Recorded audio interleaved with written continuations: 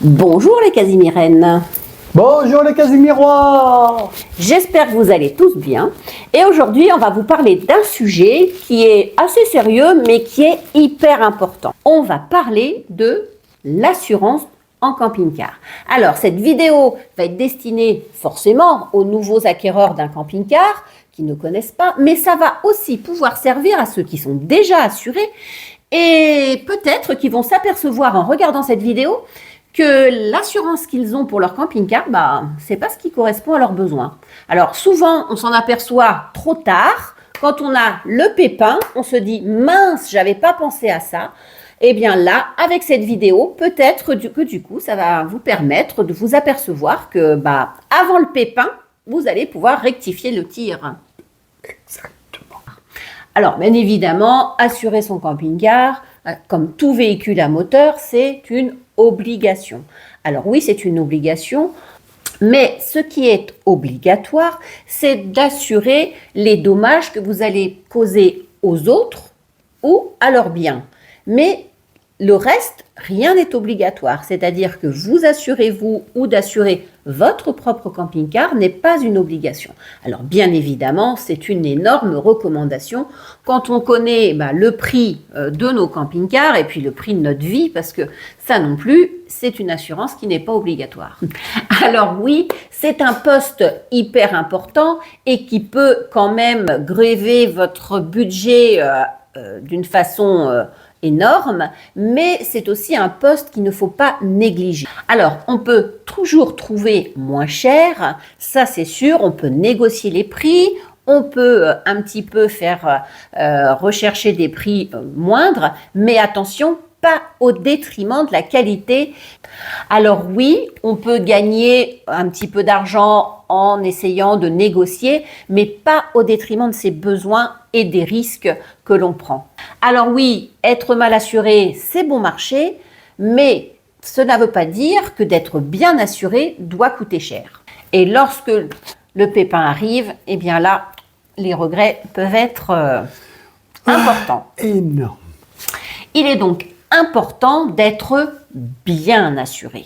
L'assurance est donc un sujet sérieux, important, mais compliqué. Alors, on l'a dit, sérieux et important, on l'a compris, parce que les sommes qui sont en jeu sont importantes. Et puis, notre vie aussi est hyper importante, donc s'assurer pour soi aussi, c'est important. Mais compliqué, pourquoi? Pourquoi c'est compliqué? Parce que Pour 4 raisons. D'abord, parce que les garanties sont variables. Ça peut aller du strict minimum obligatoire jusqu'au all inclusive, tout compris. Ensuite, deuxième chose, il y a de nombreuses options dans nos contrats. Donc, il faut bien regarder toutes les options.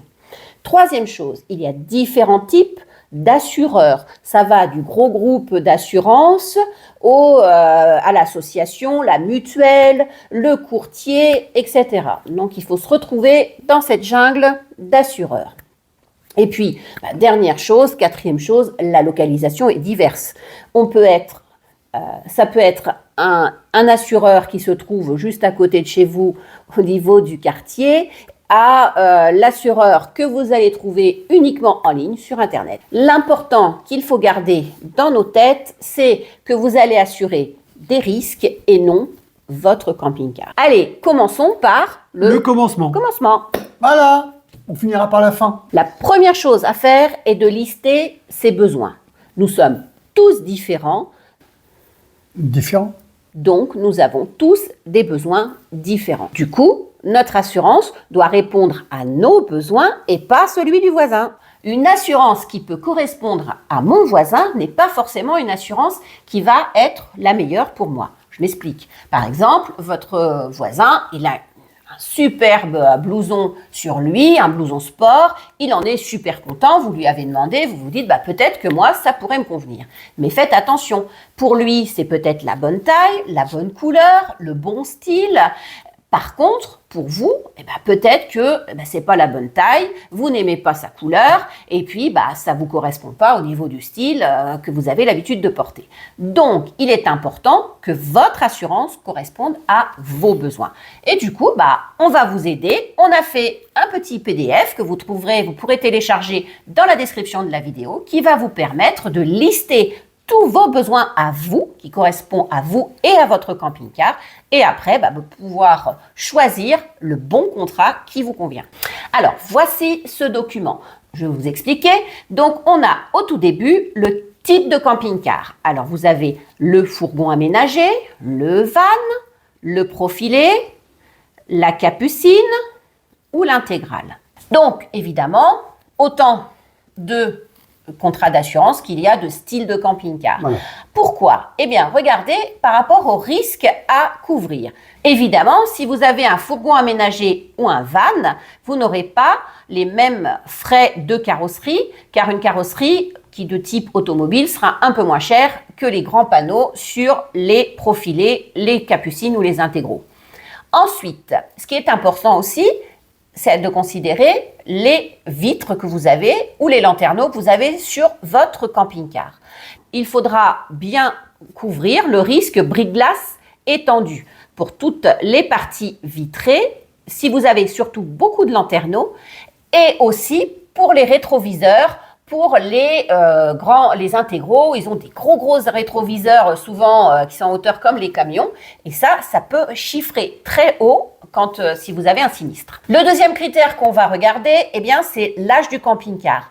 Bien évidemment, il peut être neuf ou d'occasion. Donc le contrat, le choix du contrat va peut-être pas être le même. Alors c'est sûr, l'idéal, ça serait le tout compris, mais l'important, c'est que vous trouviez le compromis entre ce que vous avez besoin et puis le moins cher possible. Donc là, on va s'intéresser à la valeur à neuf. Alors, certaines assurances vont vous proposer une valeur à neuf, c'est-à-dire que si vous avez un sinistre dans les X années à venir, on vous indemnisera pas sur le prix que vous avez acheté, mais sur la valeur du même camping-car au jour où vous avez le sinistre. Et quelquefois, sur 3 ans, on a vu ça là ces dernières années, les prix peuvent flamber. Donc, c'est hyper important lorsque vous achetez un camping-car neuf de savoir que cette condition peut exister. Ensuite, le type de contrat, comme on a dit tout à l'heure, qui va du minimum au maximum. C'est vrai que si vous avez un camping-car neuf, vous allez plutôt vouloir opter pour du tout risque plutôt que du tiers tout simple. Il y a aussi le risque assistance dépannage, donc faites attention. Alors même si on n'est jamais à l'abri avec un camping-car neuf de tomber en panne ou d'avoir avoir un accident, c'est sûr, mais de tomber en panne, on est beaucoup moins à risque lorsqu'on a un camping-car neuf. Lorsqu'on a un camping-car qui est âgé, c'est vrai que ça, c'est un poste qu'il ne faut pas négliger parce que on peut beaucoup plus souvent tomber en panne. Et il faut savoir que certaines assurances ne vous prennent en charge le remorquage qu'un certain nombre de fois par an. Quelquefois, c'est 1 fois par an. Quand on a un vieux camping-car, ça peut arriver sur l'année de tomber 2 fois en panne. Ça, c'est pas exceptionnel. Donc ça, c'est un poste qu'il va falloir bien surveiller. Et le dernier risque à couvrir, c'est l'assistance juridique. Alors ça, c'est plutôt quand on achète un camping-car d'occasion. Alors après, ça peut servir aussi pour le camping-car neuf, mais je veux dire, les garanties, quand vous achetez un camping-car neuf, il est garanti 1 an, etc. Lorsque vous achetez un camping-car d'occasion, alors là, on vous parle de vécu. Nous, on a acheté un camping-car d'occasion dans une concession. On s'est dit, on va moins avoir de problèmes qu'avec un particulier, il sera garanti, etc. C'est loupé. C'était loupé parce que au bout de 2 mois, pendant 2 mois, il n'y a pas plu, donc on s'est rien aperçu de ce qui se passait. Et puis au bout de 2 mois, on a essuyé un énorme orage, et là, ploup, ploup, ploup, ploup. Les lanterneaux, il y avait 2 lanterneaux qui fuyaient. Donc 2 lanterneaux, ça faisait à peu près 800 €. Donc à réparer, donc à changer. Donc je peux vous dire que c'est pas, et je vous parle de ça il y a quelques années. Donc aujourd'hui, ça sera encore beaucoup plus cher. Dans notre contrat d'assurance de notre camping-car, on avait pris l'assistance juridique. Du coup, on a fait fonctionner l'assistance juridique parce que, pas inutile de vous dire, quand on a dit à la concession « Ah, mais ça fuit !» « Oh, oui, mais bon, c'est un camping-car d'occasion. Vous croyez qu'on vous vend, que nos véhicules sont neufs oui, mais sauf que lorsque vous achetez un véhicule, au moins un camping-car, la moindre des choses, quand vous venez de l'acheter, c'est qu'il soit au moins étanche. Donc, on a fait fonctionner notre assistance juridique et puis on n'a pas eu besoin d'aller au procès, ne serait-ce que d'avoir... Déjà, on a eu une expertise gratuite, on n'a rien payé. Ensuite, ils se sont occupés de tout, ils ont fait le courrier comme il fallait et puis 3 mois après, on nous remboursait le changement des lanternes. Et nous, on a fait... Non, c'est pas vrai. Voilà. Donc, l'assistance juridique, alors ça, moi, je suis une partisane de ça parce que j'aime pas les surprises, mais c'est vrai que dans l'achat d'un camping-car, ça peut être intéressant d'avoir cette petite clause qui est rajoutée à votre contrat. Le troisième point que l'on va lister, c'est l'équipement de votre camping-car. Alors, il peut être de série, en option, ou ce sont des éléments que vous allez ajouter, soit lorsque vous l'achetez, vous allez demander à faire installer certaines choses, soit au fil du temps de la vie de votre camping-car. Alors, il faut bien lire dans les petites lignes de votre contrat, vérifier quels sont les équipements de votre camping-car qui sont assurés. Quelquefois, dans certains contrats d'assurance, ils vont rembourser que les éléments, tous les équipements qui ne sont que de série. Ceux que vous avez rajoutés ne sont pas pris en compte. Donc ça, c'est un super important de bien regarder, de poser la question à votre assureur si, vous avez installé telle et telle chose dans votre camping-car, est-ce qu'elles sont prises en charge en cas de sinistre? La quatrième chose à lister et à regarder, c'est votre temps d'utilisation. On a tous des camping-cars, mais, tous les camping-caristes ont un camping-car, voyagent, mais on n'y passe pas autant de temps les uns que les autres. Certains vont voyager pendant leurs vacances de salariés, c'est-à-dire de quelques jours à quelques semaines, et puis d'autres qui sont soit qui ont de grandes vacances, soit qui ont beaucoup de vacances, soit qui sont à la retraite comme nous, on va passer un peu plus de temps, donc de 1 à 3 mois dans notre camping-car. D'autres sont des grands voyageurs, alors aussi un peu comme nous, vont voyager plus de 3 mois, entre 3 à 6 mois, ça, c'est pas encore le même contrat. Et puis, la dernière solution, il y en a qui habitent carrément dans leur camping-car, n'ont plus d'habitation fixe. Donc là, c'est encore un autre type d'utilisation. Donc là, vous allez regarder dans votre contrat s'il est possible d'avoir une assurance au kilomètre. Alors, l'assurance au kilomètre, c'est pratique pour ceux qui ne voyagent pas beaucoup, car ils vont pouvoir diminuer le prix de leur prime d'assurance puisque ce ne sont pas des gros rouleurs. Donc ça, si c'est modulable, si vous pouvez mettre un nombre de kilomètres maximum sur votre contrat, ça peut être une façon d'économiser. Par contre, pour ceux qui l'utilisent de 1 à 3 mois, là, ils vont être en loisir. C'est la majorité des contrats d'assurance de camping-car où c'est 3 mois consécutifs. Ça ne veut pas dire que vous n'avez pas le droit de l'utiliser plus de 3 mois. Mais vous ne pouvez pas partir de votre domicile avec votre camping-car plus de 3 mois. Ensuite, vous avez la possibilité dans certaines assurances de faire une extension à 6 mois, c'est-à-dire qu'ils tolèrent que vous l'utilisiez 6 mois sans revenir à votre domicile. Alors ça, c'est pratique pour ceux qui veulent faire un petit tour d'Europe, par exemple, et qui veulent partir pendant 6 mois de l'année sans rentrer à leur domicile. Il faudra qu'ils demandent cette extension et de bien vérifier qu'ils sont assurés pour ces 6 mois qui sont partis de chez eux. Puis ensuite, ceux qui habitent dans leur camping-car, alors je sais, c'est pas encore notre cas, on a encore un pied-à-terre, mais une résidence principale. Mais pour ceux qui n'ont pas de résidence principale, c'est vrai que c'est un peu compliqué de trouver une assurance qui les prenne en charge. Alors là, c'est pareil, c'est vraiment un poste qu'il faut négocier avec votre assurance et surtout penser dans ces cas-là à associer à votre contrat d'assurance camping-car de prendre une responsabilité civile, parce que cette responsabilité civile, elle est obligatoire et surtout, elle est très utile. Et du coup, elle prend en charge tous les dommages que vous, en tant que personne, vous pouvez causer à autrui et au bien d'autrui. C'est en dehors de votre camping-car. Et du coup, elle est comprise normalement dans votre assurance habitation. Vu que si vous n'avez plus d'habitation fixe, vous n'avez plus d'assurance habitation, il faut bien prendre cette assurance responsabilité civile en plus. Le cinquième poste à lister, c'est son utilisation. Vous allez l'utiliser soit en loisir, vous pouvez aussi l'utiliser pour vous rendre à votre travail, donc en trajet, mais vous pouvez l'utiliser pour votre travail, alors après, pour différentes raisons, et puis le quatrième poste, pour votre habitat. Donc là, évidemment, il faudra bien notifier à votre assureur votre mode d'utilisation, c'est-à-dire vous allez passer en assurance traditionnelle. Ensuite, vous avez l'assurance avec le domicile trajet. Ensuite, vous avez l'assurance déplacement professionnel.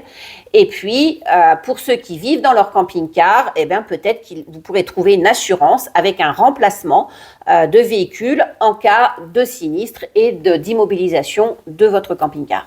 Sixième chose, c'est votre mode de vie. Alors après, on ne va pas rentrer dans les détails, mais c'est plutôt, voilà, si vous êtes un geek comme moi, pas comme Thierry parce que pas du tout, mais comme moi, vous allez avoir dans votre camping-car, parce que nos camping-cars, ce ne sont pas que des véhicules de transport, c'est aussi des véhicules d'habitat, ce sont des véhicules mixtes, enfin des choses à assurer qui sont mixtes, c'est en même temps habitat et transport. Et du coup, quand vous voyagez, vous allez emmener des tas de choses que vous laissez dans votre habitat, camping-car, mobile, lorsque vous allez vous promener, vous allez au restaurant, vous allez à la plage, bref, et donc qui sont exposés au vol. Donc, votre mode de vie, bien sûr, est important. Listez tous les objets que vous allez pouvoir, vous allez emmener dans votre camping-car. Alors, ça peut être du multimédia, c'est-à-dire téléphone, ordinateur, tablette tactile, le home cinéma, la télé, le rétroprojecteur, bref, tout ce qui peut faire partie du multimédia. Mais ça peut être aussi les bijoux. Si vous avez des bijoux de valeur, c'est important aussi de les lister, enfin, vous n'allez pas mettre tous vos bijoux, mais de mettre, de chiffrer la valeur de vos bijoux que vous emmenez en vacances ou vous avez dans votre camping-car. Ensuite, pour ceux qui sont amateurs de photographie, de bien noter votre appareil photo ou vos appareils photo, tout ce qui, le trépied, etc., qui peut vite chiffrer. Pour les musiciens, le prix de votre instrument de musique, parce que ça aussi, ça peut monter très cher. Un violon, une belle guitare, un ampli, tout ça, c'est important, ça peut chiffrer très vite. Donc, bien lister le montant de tout ce que vous mettez dans votre camping-car. Et puis, on va terminer par ceux qui aiment la haute couture en tant qu'habillement ou en accessoires, les sacs à main, etc. de valeur. Pareil, lister, chiffrer la valeur de tous vos objets que vous allez mettre dans votre camping-car. Et là, vous allez aller à la rubrique des objets contenus. Donc là, c'est un risque qui est en option et qu'il va falloir bien vérifier au niveau soit des franchises, soit des montants maximum. Mais on va en reparler plus tard. Septième poste, les personnes transportées. Bien évidemment, si vous êtes deux ou si vous êtes en famille, eh bien, votre assurance va être différente. Il va falloir regarder le poste des assistances aux personnes et puis tout ce qui est rapatriement. Parce que quelquefois, dans ces rubriques-là, eh bien, il y a des maximums, soit en nombre de personnes, soit c'est limité sur le rapatriement, etc. Sur certains, voilà, il y a des exclusions. Donc, bien regarder cette rubrique. Huitième et avant-dernier poste, eh bien, c'est si vous souhaitez prêter votre camping-car ou le louer. La différence entre prêt et location, c'est simple. Le prêt, c'est gratuit. La location, c'est rémunéré. Eh bien là, il va falloir regarder les conditions de prêt volant. Alors attention, souvent, il y a un âge minimum du conducteur, un nombre d'années de permis et quelquefois, la franchise n'est pas la même. Ensuite, voir si vous voulez le louer, voir si vous avez la possibilité de le faire, s'il y a une franchise, si il y a une surprime, etc., si vous voulez louer votre camping-car. Neuvième et dernier poste, eh bien, c'est la zone géographique dans laquelle vous allez voyager. La majorité des assurances donc vont vous assurer dans les pays qui sont indiqués sur votre carte, ce qu'on appelle la carte verte, c'est votre carte le papier d'assurance, vous verrez, il y a la liste des pays dans lesquels votre assurance va fonctionner. Alors, si vous souhaitez donc voyager hors ces pays qui sont indiqués sur votre carte verte, eh bien, il faut demander à votre assurance quelle est la surprime, si c'est possible, parce qu'il y en a qui ne prennent pas. Donc, s'il est possible un jour, si vous allez dans d'autres pays, quel est le surcoût de ce supplément, et puis, quelles sont les démarches à faire si un jour vous voulez aller dans un pays hors carte verte. Eh bien voilà, vos besoins sont cernés. On a rempli toutes nos petites cases à côté de notre document. Là, on sait notre type de camping-car, combien on veut faire de kilomètres, etc., nos habitudes de vie. Il ne nous reste plus qu'à trouver le bon contrat. Alors, les différents contrats.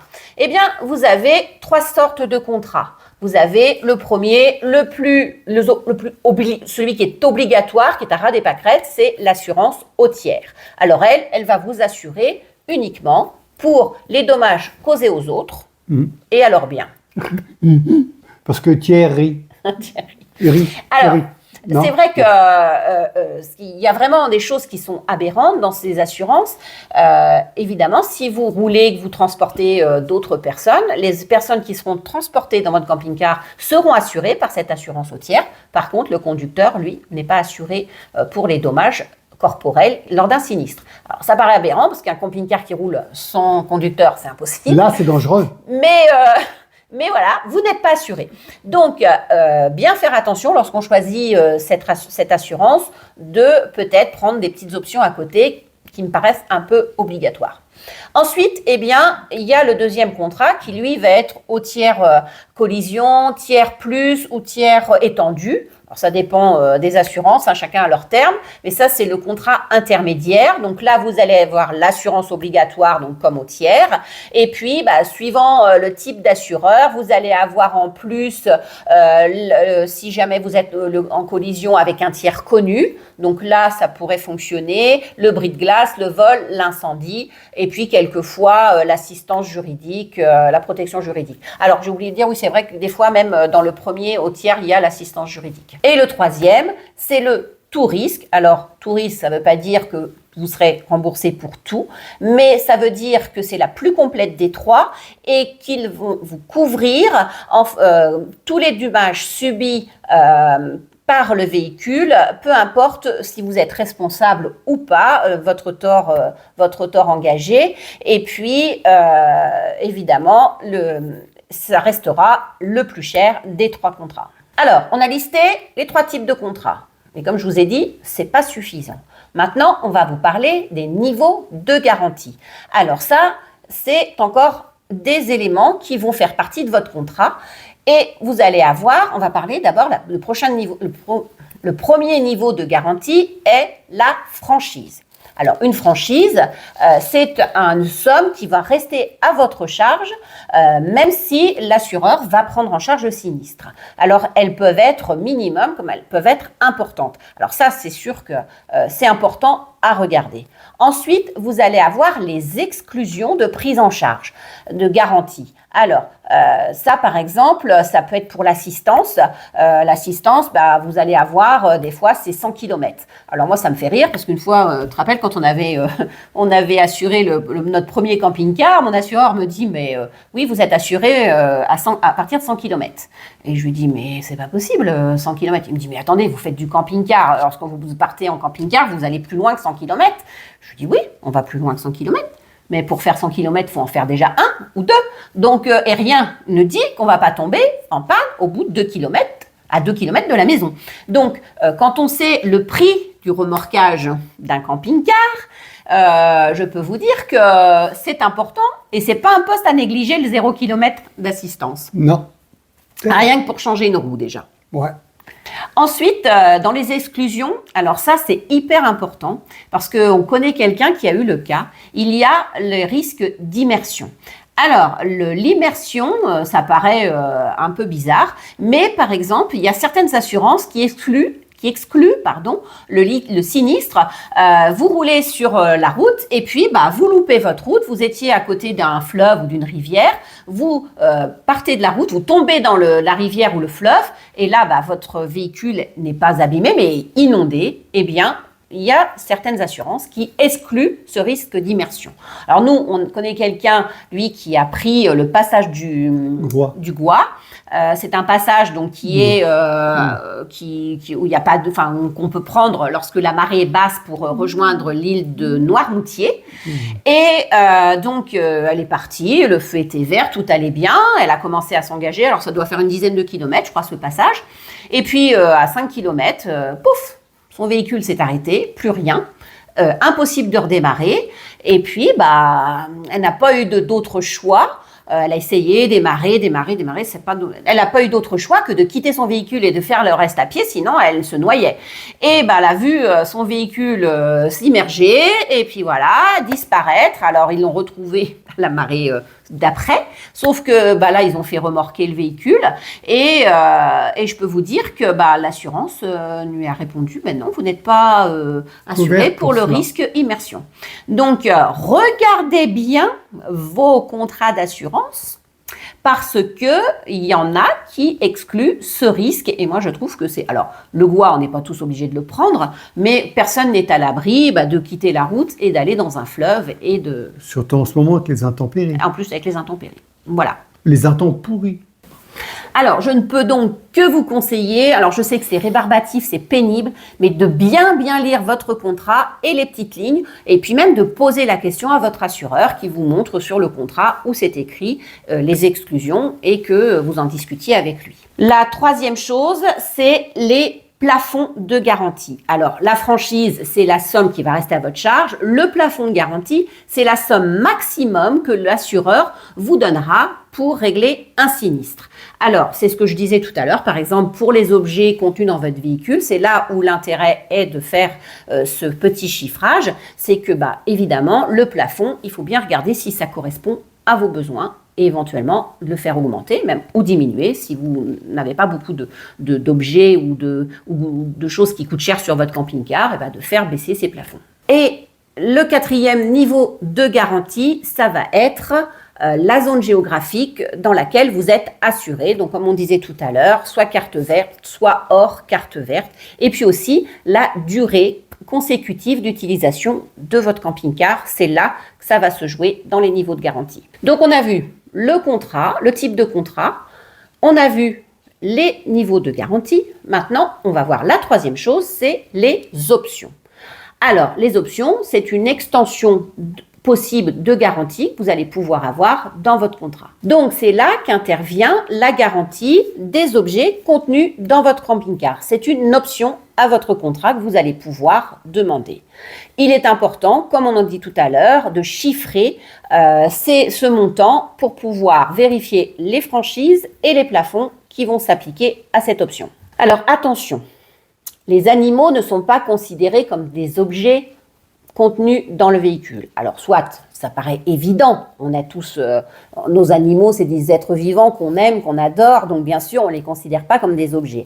Mais on aurait un peu tendance à se dire, tiens, j'ai été cambriolé, mon animal s'est enfui, il s'est blessé, ou peut-être que lors de l'effraction, votre animal a été blessé par le voleur, eh bien, l'assurance ne répondra pas des blessures de votre animal, encore moins du vol. S'il est complètement volé, il n'y aura pas de remboursement du prix de l'animal. Alors, je sais que c'est un peu... on ne remboursera... Nous, on s'est fait voler notre propre chien dans notre camping-car, donc c'est vrai que, je veux dire, c'est inestimable en tant que argent, hein, mais c'est vrai qu'on pourrait se dire, tiens, oui, c'est quand même une perte, parce qu'un chien, ça peut coûter des fois très cher. Donc, et puis les soins qu'on peut faire au chien qui est blessé peuvent très vite chiffrer. Donc, ça, c'est pas pris en charge par votre assurance camping-car en cas de vol ou même d'incendie ou de quoi que ce soit. C'est à vous de vous assurer, d'assurer votre chien indépendamment du camping-car. La deuxième option, c'est le vol et incendie. Ça, c'est plutôt dans les contrats tiers, par exemple, comme on a dit tout à l'heure. C'est une option que vous pouvez rajouter à votre contrat tiers pour pouvoir être protégé et bien regarder les conditions de cette option. La troisième option, c'est l'assistance. On en a parlé tout à l'heure. L'assistance, c'est quand même un poste qui est hyper important, surtout en camping-car, soit pour le remorquage, soit pour le rapatriement, la prise en charge si vous êtes immobilisé, soit d'un véhicule de remplacement, soit de chambre d'hôtel ou de location d'un mobil-home, par exemple. Voilà, en attendant que votre véhicule soit réparé. Tout ça, ça va être dans les options que vous allez pouvoir choisir et ajouter à votre contrat d'assurance. Quatrième option, vous allez pouvoir avoir avec votre contrat, c'est le conducteur, soit le conducteur secondaire, soit le prêt de volant. Alors le conducteur secondaire, c'est votre épouse ou enfin votre conjoint, époux, épouse, conjoint, vos enfants majeurs, mais il peut y avoir aussi un prêt de volant à vos amis, etc. Alors, j'ai bien précisé, prêt, pas location. Donc là, bien regarder, comme j'ai dit tout à l'heure, les conditions de ce prêt de volant et combien le surcoût par rapport à ça. Parce que peut-être qu'en conducteur exclusif, moi je sais que je ne conduis pas le camping-car parce que je ne peux pas le conduire pour des raisons médicales, je n'ai pas le droit. Du coup, il n'y a que Thierry qui le conduit, donc peut-être, il est fier, d'avoir un conducteur exclusif peut être un avantage et provoquer une diminution de la prime. Le cinquième option, c'est le dommage grêle que vous pouvez, le dommage causé par la grêle que vous pouvez avoir sur votre camping-car. Alors ça, c'est pareil, c'est pas systématique dans le tout risque et c'est une option que vous pouvez avoir ou pas si ça ne vous intéresse pas. Voilà, ça peut être une option en plus. Et le dernier élément, alors qui est un petit élément mais qui peut coûter cher, si vous voyagez à l'étranger, par exemple comme au Maroc, il y a certaines options qui peuvent vous rembourser la taxe, qui va prendre en charge la taxe douanière de votre véhicule. Alors, j'explique. C'est-à-dire que quand vous allez par exemple au Maroc, lorsque vous rentrez au Maroc, vous allez signer un papier avec votre carte grise, ils vont prendre une photocopie de la carte grise, vous allez remplir les caractéristiques de votre coordonnées. Les caractéristiques de votre voiture ou votre camping-car, c'est valable aussi pour les voitures. Vous allez rentrer et vous signez comme quoi vous rentrez avec ce genre de véhicule. Quand vous allez ressortir du Maroc et rentrer en France, il faut que vous ressortiez avec le même véhicule, exactement le même. Et qu'est-ce qui se passe si vous trouvez, vous faites voler votre camping-car au Maroc? Vous n'allez pas pouvoir repartir avec puisque vous ne l'avez plus, vous ne savez pas où il est. Donc, bien sûr, l'assurance va prendre en charge le vol si vous êtes assuré, bien sûr. Mais la douane, elle va dire, vous nous dites qu'elle nous a volé là, d'accord, ok, mais il faut payer la taxe douanière. Et des fois, ça peut chiffrer très fort parce que c'est une taxe comme si vous aviez vendu votre camping-car sur le territoire étranger, au Maroc, par exemple, dans mon exemple. Donc, la taxe douanière, ça peut être un petit plus dans votre option d'assurance de votre camping-car. Bon, voilà, on a fait le tour du contrat d'assurance. Maintenant, qu'est-ce qu'il faut faire? Trouver le bon assureur. Voilà. Parce qu'il y en a toute une tonne. Alors, c'est là que vous allez peut-être pouvoir vous renseigner. Parce que quand est-ce qu'on sait qu'un assureur est bon ou pas?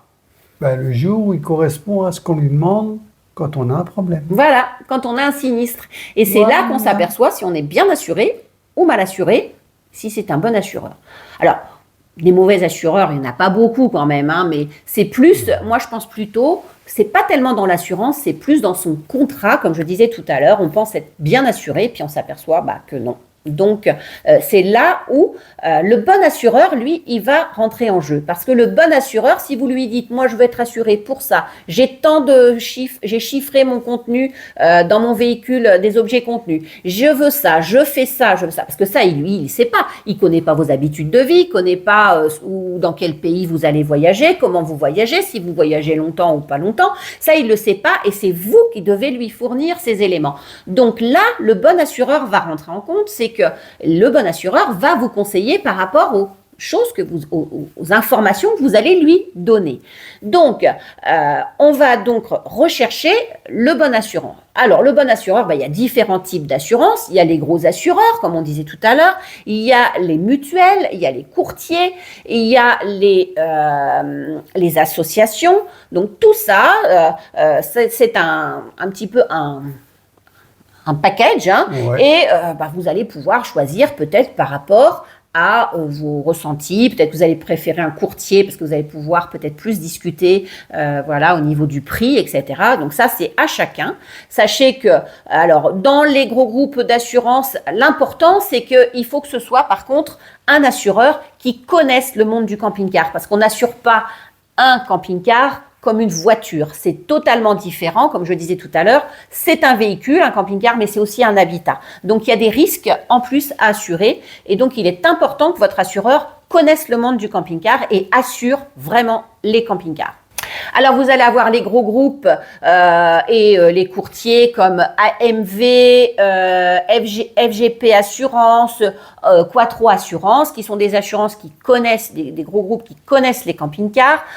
Ensuite, vous allez avoir les mutuelles. Donc, vous allez avoir la Matmut, la MFA, la Massif, la Maif, la MAF, M-A-F, alors nous, c'est celle qu'on utilise. Alors, c'est soi-disant la mutuelle des artisans. Mais bon, on n'est pas artisans. Et maintenant, c'est comme la MAIF qui était avant pour les instituteurs. Maintenant, ils prennent tout le monde. Donc, tout ça, ce sont des mutuelles. Alors, les mutuelles, et ça va plutôt être avantageux pour ceux qui ont beaucoup de bonus, car les mutuelles vont privilégier les bons conducteurs, ceux qui sont moins à risque, pour pouvoir leur donner des prix plus avantageux, parce que moins vous êtes à risque et plus votre prime peut être diminuée. Parce qu'il ne faut pas rêver, hein, une assurance, ça reste une assurance, hein, c'est pas... Voilà. Donc, par contre, ça va peut-être plus intéresser les gens qui, eux, ont beaucoup de bonus et beaucoup d'années d'assurance. Ensuite, il y a les banques qui, elles, peuvent... Alors, bien sûr, c'est des banques, mais quelquefois, en tant que client, vous allez pouvoir avoir un tarif avantageux avec un partenariat qu'ils peuvent avoir. Alors, bien s'assurer que leur partenaire est confirmé dans l'assurance du camping-car, mais ça peut être aussi intéressant de demander à votre banque un devis pour voir, et déjà de lui demander avec quel partenaire il fonctionne, et puis de voir si ce partenariat vous apporterait un petit plus au niveau un petit moins plutôt au niveau du prix. Ensuite, eh bien, comme les banques, il y a les associations, comme la FFCC, qui, elle, a un partenariat avec le groupe Alliance. Et comme si vous êtes adhérent à cette association, vous allez pouvoir peut-être avoir des prix intéressants pour cette assurance, une petite réduction en tant qu'adhérent à cette association. Ensuite, il y a les assureurs indépendants qui sont à leur nom. Alors, il n'y en a pas beaucoup parce que le monde de l'assurance aujourd'hui, c'est vrai que ça coûte cher, donc surtout dans le camping-car, il faut avoir un montant au niveau de la société important. Donc, du coup, il y en a très peu, mais peut-être que vous en connaissez un assureur qui connaît le camping-car et qui pourrait assurer votre camping-car. Et puis, pour terminer, il y a les assurances que vous trouverez uniquement sur le net, qui ont l'avantage peut-être de vous donner un prix, baisser votre prime d'assurance, mais attention, du coup, il y a peut-être moins d'interlocuteurs, moins de... À voir, quoi. À vous de regarder ce que vous préférez comme type d'assurance, et ce qui vous correspond d'ailleurs. En résumé, pour l'assureur, le plus important est de s'adresser à une assurance qui connaît le monde du camping-car et qui connaît ses besoins et qui les assure. Maintenant, on a la liste de nos besoins qu'on a chiffrés, qu'on a listés. On a le type de contrat qu'on veut choisir par rapport à nos besoins. On a listé nos niveaux de garantie qu'on désire. On a choisi les options nécessaires qui correspondent à nos besoins. On a choisi le type d'assureur que l'on veut prendre. Eh bien, il ne nous reste plus qu'à trouver notre contrat idéal. Mais comment ? Comment le trouver ? Eh bien, c'est facile. Enfin, c'est facile. Oui, c'est pas très compliqué, mais le problème, c'est que c'est un petit peu long. Mais des fois, ça vaut le coup. Alors, vous allez faire des demandes de devis. Alors, il y a deux façons. Soit vous le faites à distance. Donc là, vous allez pouvoir le faire soit par téléphone, vous allez rechercher dans tout ce que je vous ai dit, les assurances possibles, camping-car, vous vous renseignez un petit peu sur le net, vous les appelez, vous leur dites voilà, je vais vous donner après la liste de tout ce qu'il faut, ils vont vous poser des questions et ils vont vous chiffrer et vous envoyer, souvent par mail, un devis. Soit si vous êtes un peu plus à l'aise avec l'informatique, vous allez pouvoir les faire directement par Internet sur chaque site des assurances. Alors, il y en a qui ne le font pas. À ce moment-là, ils vont vous mettre leur numéro de téléphone et puis, à ce moment-là, vous passerez par téléphone. Mais c'est vrai qu'il y a pas mal de sites. Vous remplissez toutes les questions et on vous chiffre le devis. Alors, par contre, moi, ce que je vous conseille, c'est qu'une fois que vous avez fait tous ces petits devis, c'est assez bateau, hein, ça va être, comme je disais tout à l'heure, une assurance plutôt globale. On ne va pas vous proposer des options à chaque fois ou les niveaux de garantie différents. Donc, vous allez voir un petit peu comparer et vous allez pouvoir après prendre rendez-vous avec l'assureur, si c'est possible, s'il y a une agence, ou sinon par téléphone, voir avec lui, et lui poser toutes les petites questions que je vous ai dit tout à l'heure, que vous avez listées au début, par rapport à vos besoins. La deuxième solution, donc la première était à distance, la deuxième solution, c'est de se déplacer et d'aller physiquement rencontrer l'assureur. Donc ça, c'est possible si on habite pas trop loin des grands groupes, mais c'est vrai que si on habite à la campagne, ça peut vite chiffrer de prendre sa voiture et de faire des kilomètres. Ouais. Mais maintenant, c'est vrai qu'avec l'internet, on peut faire, si vous savez pas faire, vous pouvez demander à quelqu'un qui vous aide, il n'y a pas de problème. Pour faire les devis, vous aurez besoin de plusieurs documents. Premier document, ça va être la carte grise du véhicule, car on va vous demander l'immatriculation, la date de première mise en circulation et puis la date d'acquisition que vous avez faite de votre véhicule, de votre camping-car. Deuxième élément que vous allez avoir besoin, c'est le permis de conduire du conducteur principal pour avoir l'année d'obtention de son permis B pour les camping-cars de moins de 3,5 tonnes. Troisième élément, là, il faudra le réclamer à votre assureur précédent. Il va vous falloir le relevé d'information, alors soit de votre automobile si c'est votre première acquisition de camping-car. Si ce n'est pas votre première acquisition, soit parce que vous avez changé de camping-car, soit parce que vous voulez vous voir si vous pouvez trouver une assurance qui vous convient le mieux à un prix plus intéressant, le relevé d'information du camping-car à assurer. Dans ce relevé d'information sera noté donc votre bonus ou votre malus et les sinistres qui ont lieu, les sinistres responsables qui ont lieu dans les 3 ans qui précèdent donc cette demande d'information. Alors sachez aussi que certaines assurances regardent aussi les sinistres non responsables. Nous, on a eu le cas, on n'a pas eu de chance, il y a eu 3 ans où, avec notre voiture, on a eu des petits sinistres, des petites bricoles. On s'est fait rentrer dedans par un scooter parce que, on a freiné et lui, il n'a pas fait attention, il nous est rentré dedans, il n'y a pas eu grand-chose, mais bon, c'était un sinistre déclaré. On était stationné sur notre parking de copropriété, il y a quelqu'un qui n'a pas vu notre voiture. Il nous a arraché tout le côté. Il nous a arraché tout le côté, donc on n'était même pas au volant du véhicule.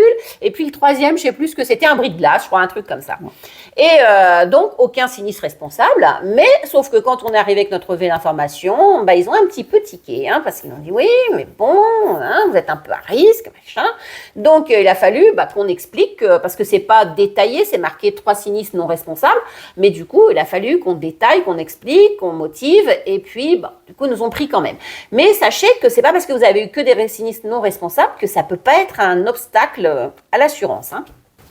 Alors maintenant, on a trouvé le contrat qu'on veut avec les options, on a tout, l'assureur à peu près, on a ciblé l'assureur.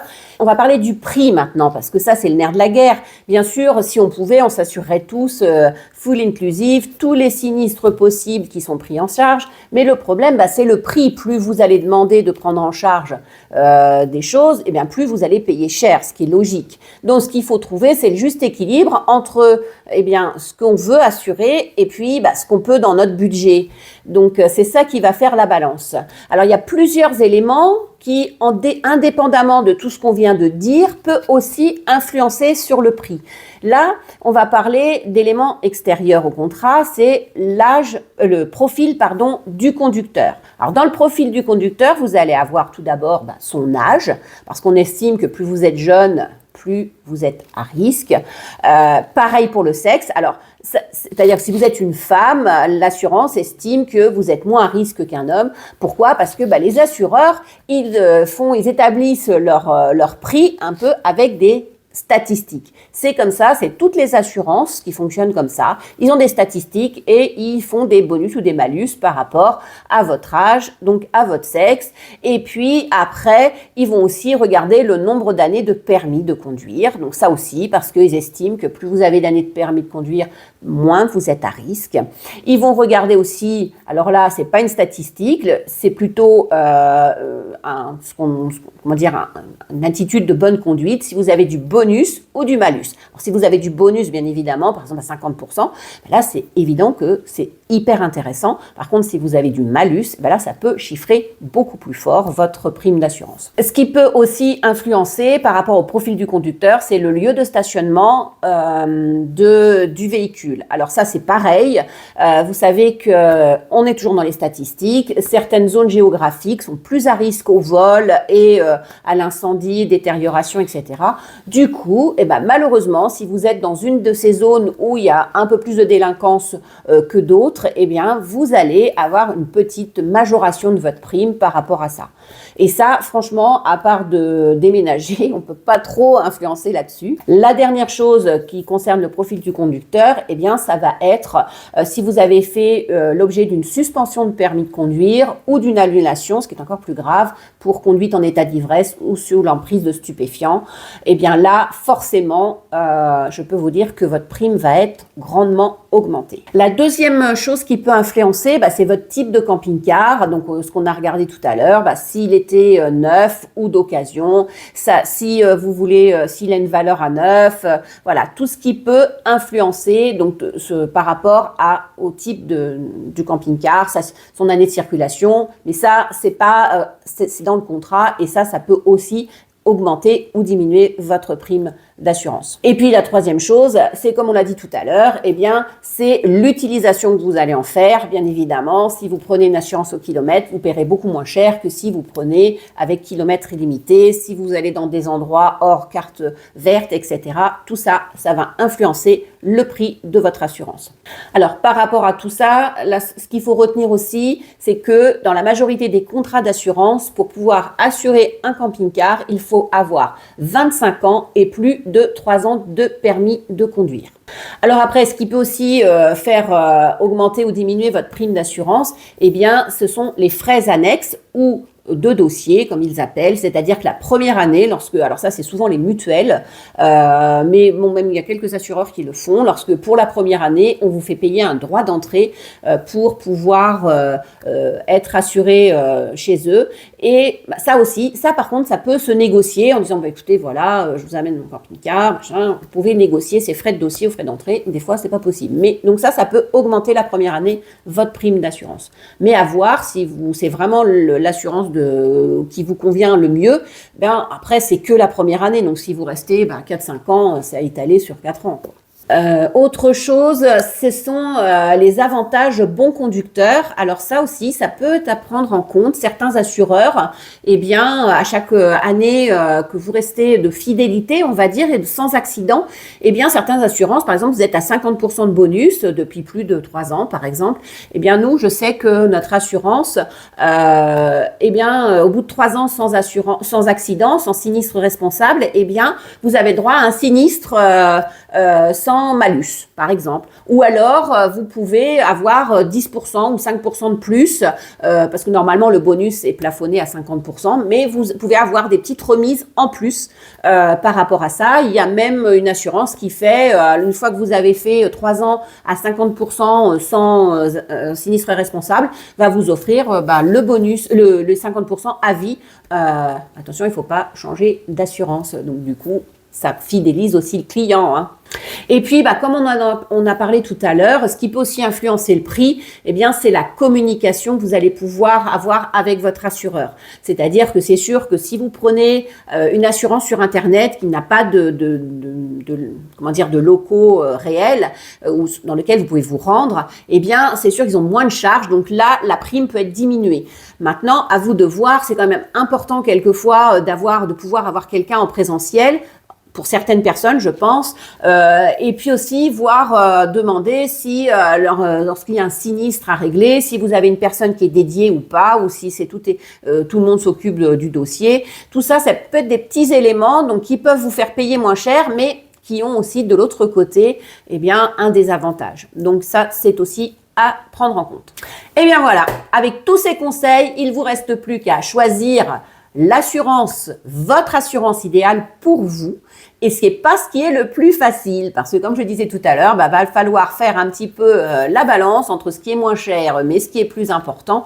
Et là, c'est pas ce qui est le plus facile à faire. Car sachez que tout se paye, tout a un prix. Donc si vous diminuez le prix, forcément, vous allez peut-être en partie diminuer la prise en charge de certains risques. À vous de faire le calcul bénéfice-risque.